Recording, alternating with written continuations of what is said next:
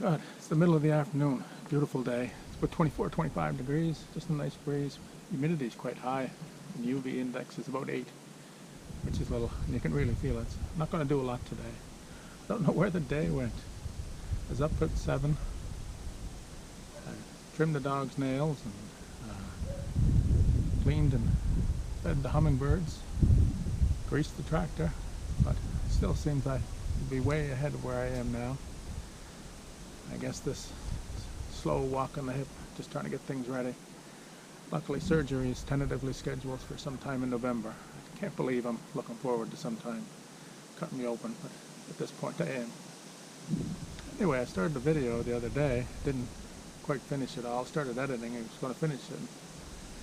Just doing a lot of really simple tips or whatever, I don't know if that's the word, or hacks, or just general advice. I'm using a chainsaw for someone who's never used it before. And I've only been using a chainsaw for maybe 8 years now, and I'm no expert, I'll be the first to admit. But there's a lot of questions when you first start using a saw, and if you don't have a mentor, you're almost embarrassed to ask. And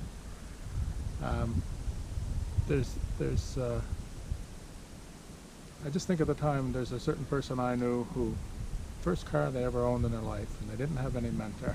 Brand new Chev sedan, $20-some thousand. Had it a few months, big loan. They weren't making much money, and they wanted to put windshield washer in it. It was empty. Opened it up, looked around, had no idea what the different symbols on those lids were. No one to ask, didn't know what to do. And it's pretty hard to even find a YouTube video to tell you where do you put windshield washer in a car. Anyway, she put it where the crankcase oil is. Needless to say, she didn't drive very far before the engine seized up. So, no warranty or anything because it was negligence. Still had to pay back the loan.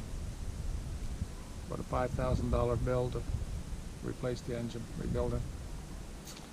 So I kind of started, after the other day, when I started just a few simple things like, what side do you put chain oil in and that? I thought, I'll just continue this, because these are kind of questions that people might want to know, or just scared to ask, and who knows? Hey guys, who have been using a saw for a long time and knowledgeable, put some comments on what you think or some people should know, or things I may be doing wrong. We appreciate it, and anyone who can read the comments along might provide them some advice, might even save their life or save their saw. Anyway, I'm going to continue with some of these. People who are well advised and well used to, hey, you may not want to watch it, may just bore you to death and think this is idiotic that everyone should know. But guaranteed there's someone out there that will appreciate what I'm saying. Just going to fill up the gas, or fill up the chainsaw here with some mixed gas and some chain oil. You'll see in the manual, and they may provide actual for your chainsaw directions how to do this, but they'll usually say mix most of them, I think, today for these chainsaws and your I call them weed whackers, string trimmers for your grass and whatnot. And you see I've got a still and then a Husqvarna side by side here, and they're not self-destructing. But they normally will tell you to do a 50-to-1 as far as the mixture of 1 part oil to 50 parts gasoline. And but a lot of mechanics will tell you, people familiar, or people who have been using saws would prefer 40-to-1 or 32, putting more oil. I know one guy who's been professionally using saws for most of his life, and he actually almost doubles that. But just to get you an idea, when you're most ideal for a chainsaw is to get a jerry can or a gas can around this size, which is about, this is 1 gallon or 5 liters. And there's a fill mark you'll see on them right here. So that should give you, that'll give you about, well, 4 liters, I guess. No, it'd be 5 liters right to that point. And 1.25 gallons. If you mix 50-to-1, that would be 100 milliliters or 100 cc's of oil to gas that's filled up to that. what I do is I put the oil in first, fill up the gas to that point, and then even afterwards, make sure that you shake the container, because sometimes if it's been sitting a while, the oil might settle down, and just to make sure it's evenly before you put it in, even if it's been, you've had the gas in for a while.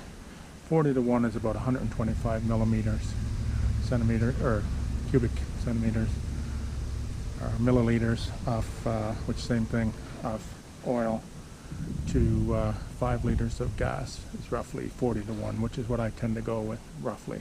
But I definitely go with more than the 50 to 1, or more oil, less gas than they recommended.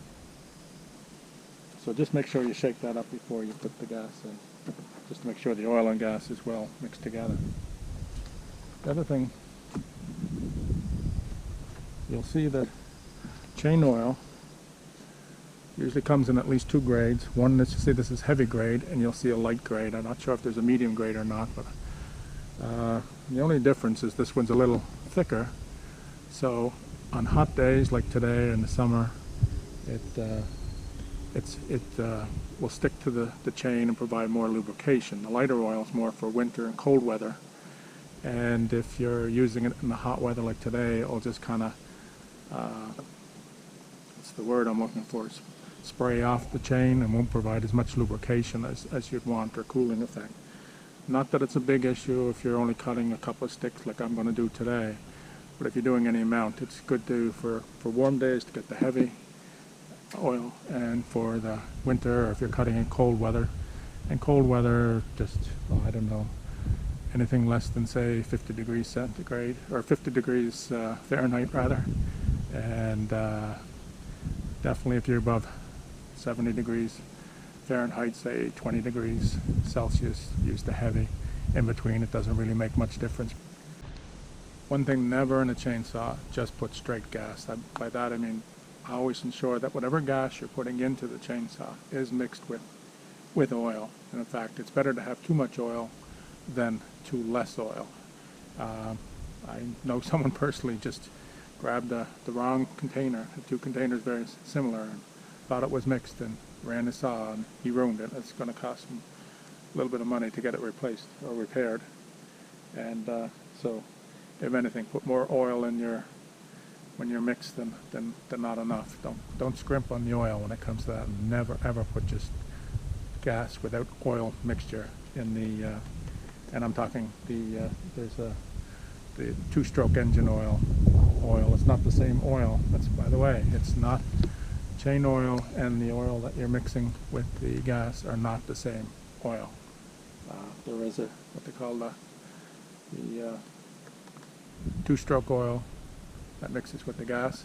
Same as, like I say, it's for trimmers and small engines like that. And then your chain oil, which is just a lubricating oil. I'm not going to talk much about safety. I said I wouldn't, but one thing I will say for beginners, if you're going to be in the brush or in the woods cutting at all, one thing I definitely recommend is a proper chainsaw helmet. Never know what's going to, number one, fall on your head like a branch that you wouldn't suspect. But there's the earmuffs that will protect your ears, because there's a lot of sustained high vibration noise, loud noise with the chainsaw.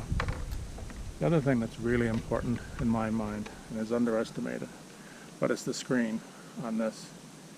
How often you don't see a branch sticking out or dirt that comes flying out or flips out or whatever, and would normally have got you in the face. And if you're using a chainsaw, you don't want to be flinching or getting a lot of pain and then suddenly jerk with that saw going. And I think this, for probably 50 bucks, is well worth the money if you're going to be cutting in the woods. I use chaps. You can get chainsaw pants. Definitely you want, regardless of what you're doing, you always should have like workers' boots, steel toes and steel shanks, soles. But definitely recommend that everyone should have a proper, what I call a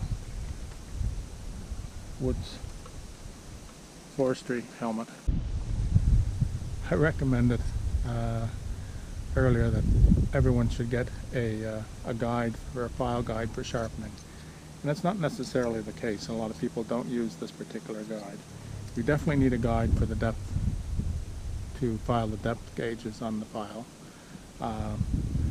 I also said you can get these for less than $5, and I did some searching. You're probably, to get a full file set, you're probably looking for between $10 to $20 is probably more realistic, which will come with a flat file and a round file. And the round file is one that will be sized for your particular chain. Mine is 3/16. Your manual and your chain will tell you what size file you want. And you will have to replace these because they will get worn out. And this flat one you'll need, along with this depth gauge, or a depth gauge,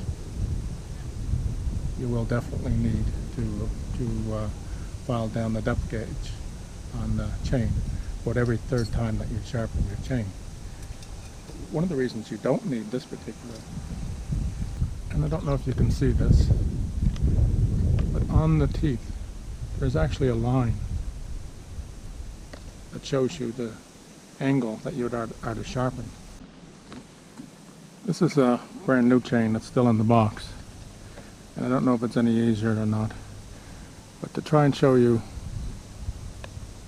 right across here there is a line.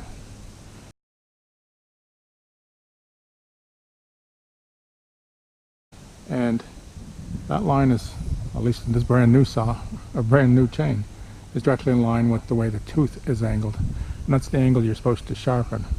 So even without a guide to show you what angle, you know that you can just place your file with the same direction. Just to show you, ouch, that is clearly sharp, that chain.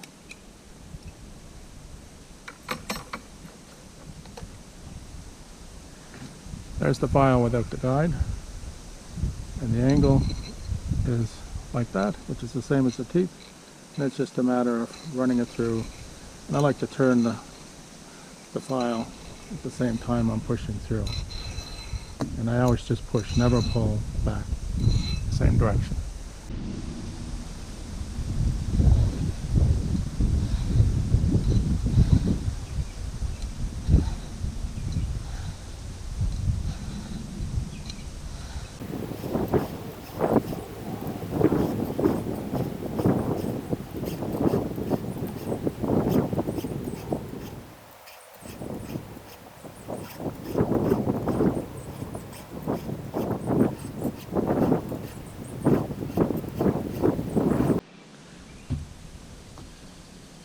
After you sharpen the saw, you may wonder, well, how do I know when I have to sharpen it again?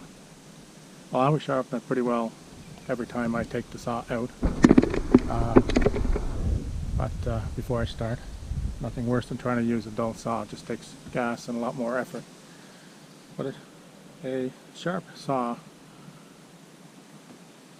when it's cutting, will produce wood chips, little hunks of wood and shavings. I don't know if you can see that or not very clearly, but they're more like chips and large hunks of wood, because the way the saw is so rough, it's almost acting like little chisels that chisel out little hunks of wood. Number one, as you're starting to get saw gets dull, it's going to be a little more effort to push it into the wood to cut. But a clear notion that you'll find, indicator, is that it'll start producing more like sawdust, like a powder, because the chisels on the teeth have become dull, and it's now just steel rubbing on the wood, acting like a rasp or a file, and just filing off the wood, producing that sawdust or powdery. And that, at that point, stop. You're just wasting your gas and your time and your effort and your energy. Stop and resharpen the saw. For the 5 or 10 minutes it takes to do that, you'll more than make up in the speed of cutting wood.